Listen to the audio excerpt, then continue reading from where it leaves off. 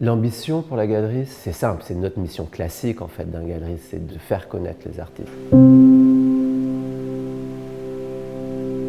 La galerie a démarré en 2010 à Sao Paulo. Elle a été créée par Pedro Mendes, Matthew Wood et Felipe Dmab, avec une programmation aussi bien brésilienne qu'internationale.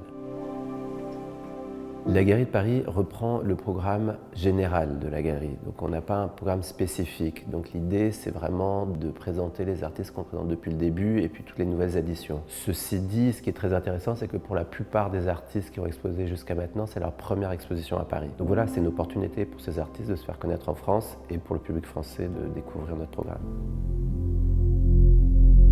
Contrairement aux artistes avec lesquels je travaillais avant, je pense qu'il y a beaucoup à faire d'un point de vue simplement français ou européen, pour les faire connaître. Ils ont des grandes carrières au Brésil ou parfois même aux États-Unis ou ailleurs, mais c'est une question de promotion, de découverte. Je pense que c'est le feedback que j'ai reçu le plus depuis que je suis arrivé. Beaucoup de gens étaient ravis de découvrir tel ou tel artiste. C'est le cas par exemple de l'exposition qu'on a en cours, Heidi Bucher. C'est une artiste qui a exposé essentiellement dans les pays germanophones, mais peu en France. C'est sa deuxième exposition personnelle à Paris et en France.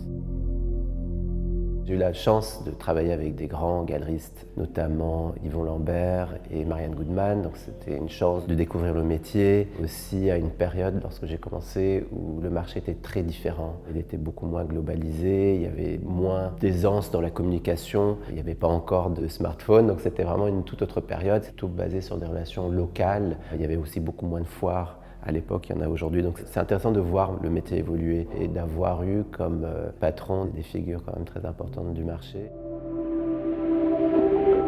C'est un métier pluridisciplinaire. Quand on dirige une galerie, on s'occupe aussi bien des ressources humaines que des finances, que de la stratégie, des carrières d'artistes, bien sûr, de la vente. Aujourd'hui, dans cette galerie spécifiquement, je pense que ce qui me motive le plus, c'est le rapport aux artistes, avoir l'impression d'avoir un impact sur leur carrière, de les aider, d'être à leur écoute et de voir comment je peux mettre mon expérience à profit de leurs besoins, de leurs envies.